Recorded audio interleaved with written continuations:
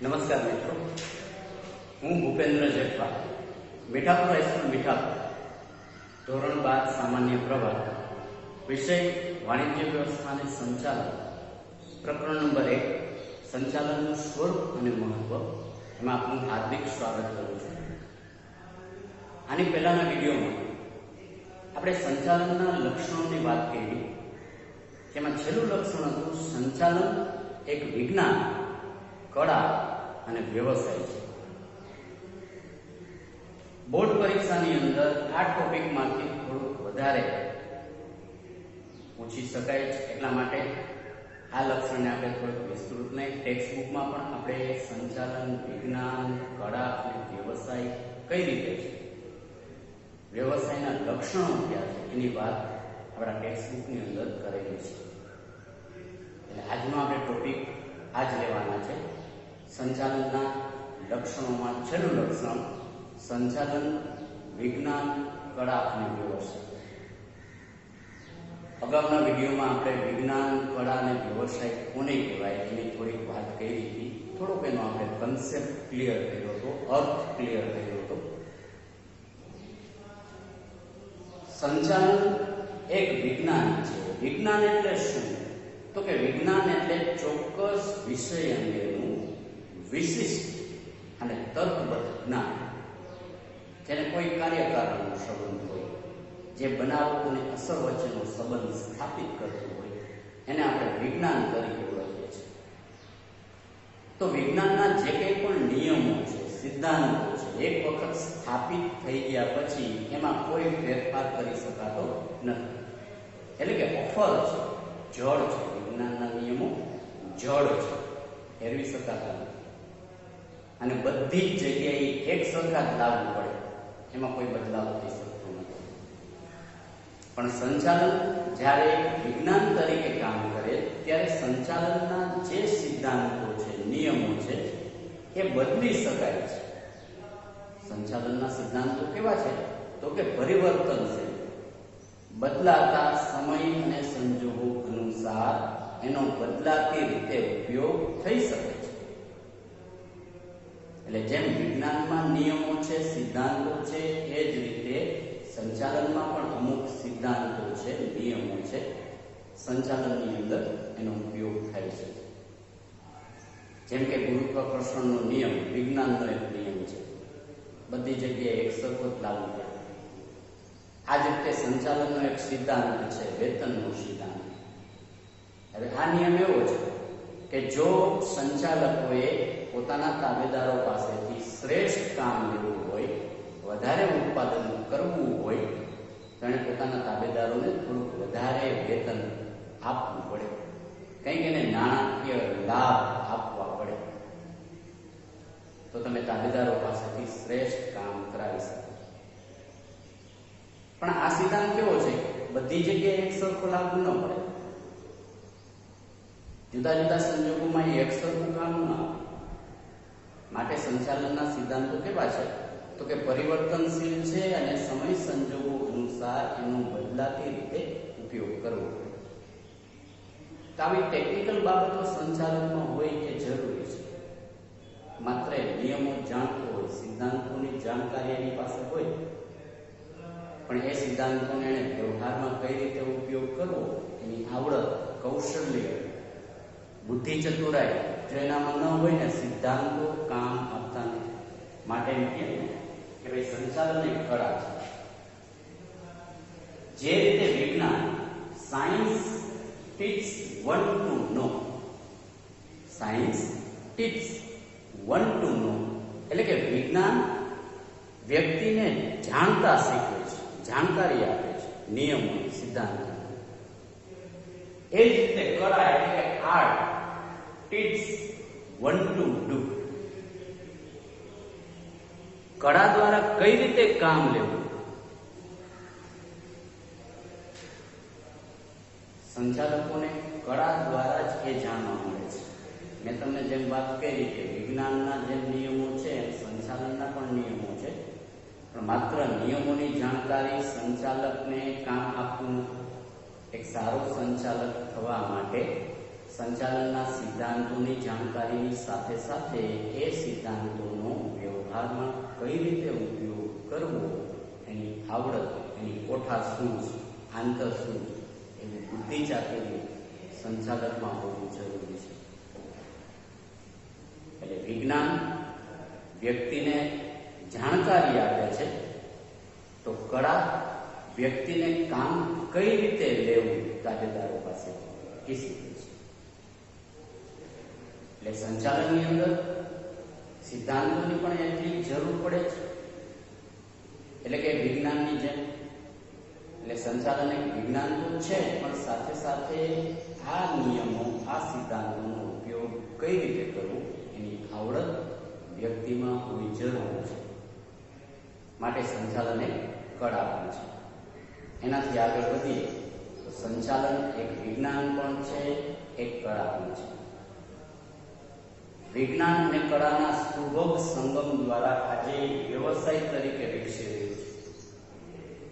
વ્યવસાય ચોક્કસ ક્ષેત્રમાં ચોક્કસ વિષય અંગેનું તર્કબદ્ધ જ્ઞાન મેળવવું, શિક્ષણ મેળવવું, ડિગ્રી મેળવવી, અને પછી આ ડિગ્રી, અનુભવ, આવડત, એનો લાભ સમાજને આપવો અને સમાજ પાસેથી બદલામાં ફી મેળવવી, એના પર વ્યવસાય તરીકે ઓળખે છે.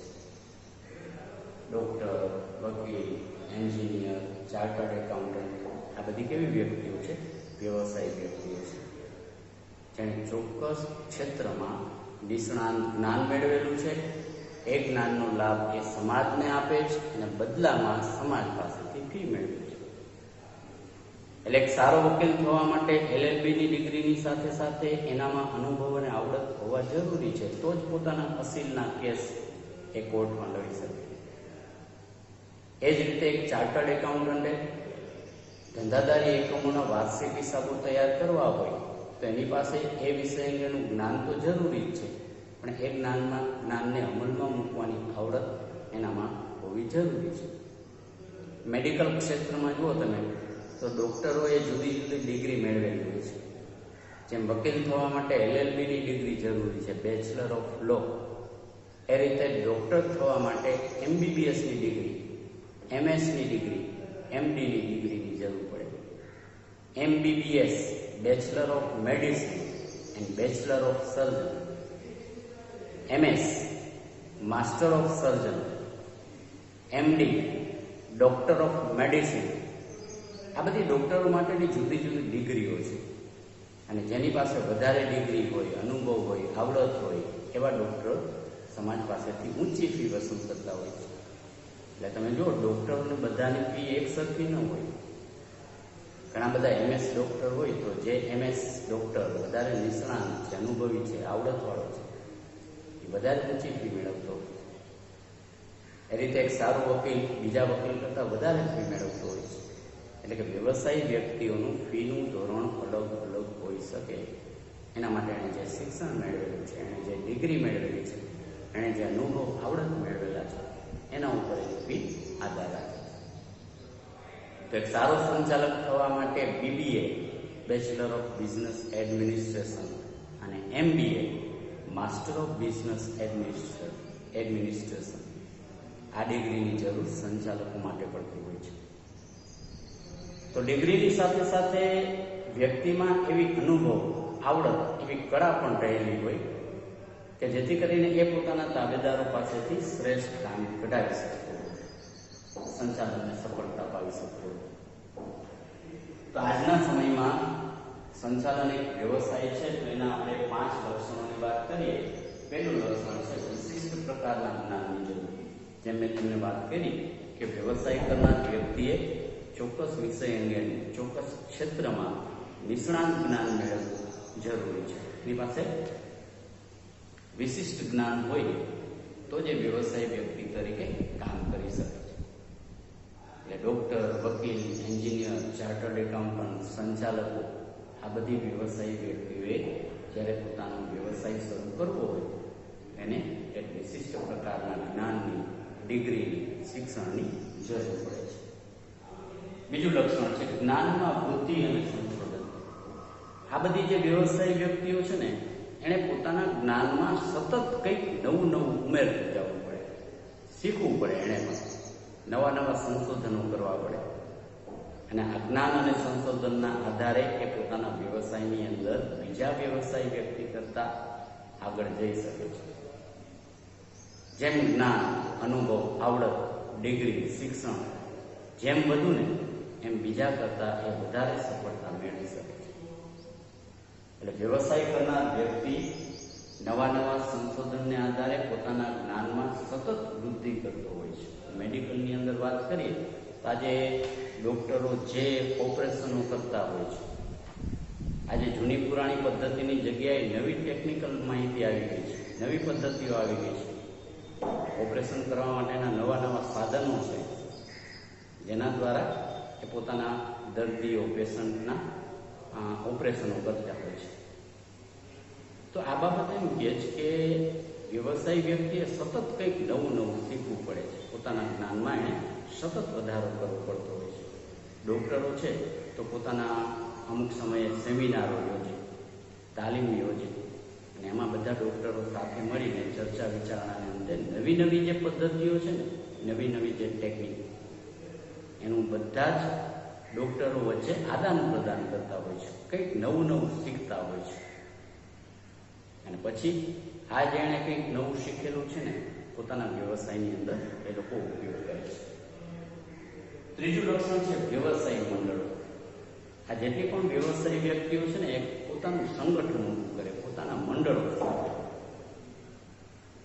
વકીલો, ડૉક્ટર, ચાર્ટર્ડ એકાઉન્ટન્ટ, એન્જિનિયર, સંચાલકો, આ બધા વ્યવસાય વ્યક્તિઓ પોતાનું એક સંગઠન, જેમ કે વકીલોનું સંગઠન બાર કાઉન્સિલ તરીકે ઓળખે છે, બાર કાઉન્સિલ. વ્યવસાય કરનાર જેટલા પણ વકીલો છે ને એના સભ્યો. એ જ રીતે ડોક્ટરેટની અંદર જુઓ તમે મેડિકલ એસોસિએશન, જેટલા પણ ડોક્ટરો છે આ મેડિકલ એસોસિએશનના સભ્યો.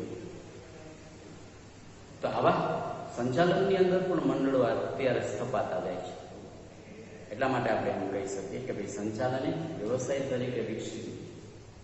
ચોથું લક્ષણ છે આચાર સંહિતાનું પાલન. આચાર સંહિતા એટલે શું? તો કે ચોક્કસ પ્રકારના નિયમ, સિદ્ધાંત. દરેક મંડળ પોતાના મંડળના સભ્યો માટે અમુક નિયમો તૈયાર કરેલા હોય. આ નિયમોનું પાલન એ મંડળના દરેક સભ્ય, દરેક વ્યવસાયી વ્યક્તિએ કરવાનું છે. અને છેલ્લું લક્ષણ છે નૈતિક જવાબદારી.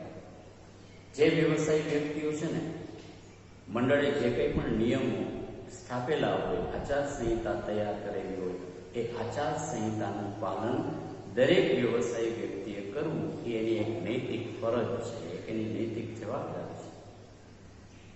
દાખલા તરીકે ડૉક્ટર આજના સમયમાં કોઈ પણ દર્દીને અમુક કંપનીની દવા વાપરવી એવું કહી શકતા નથી. કાયદાકીય રીતે ગુનો છે.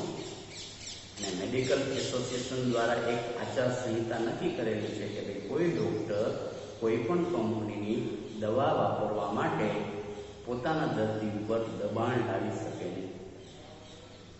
તો દરેક ડૉક્ટરની એક નૈતિક જવાબદારી છે કે એણે આમ નહીં કરવાનું.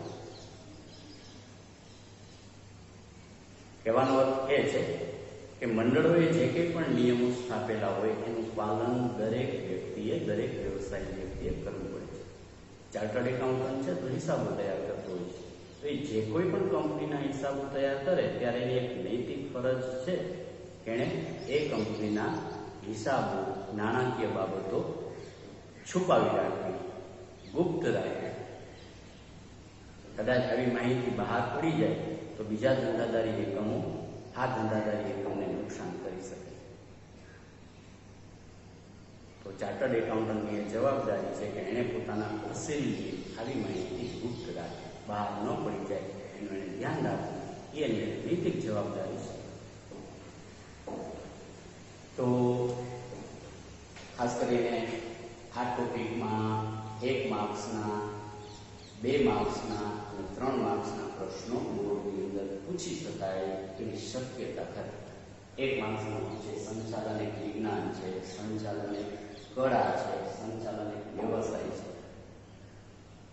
એ જ રીતે વ્યવસાયના જે આ લક્ષણો છે 5 લક્ષણો એ ટૂંક નોંધ તરીકે 3 માર્ક્સના પ્રશ્નો તરીકે ડી વિભાગની અંદર પૂછી શકાય છે.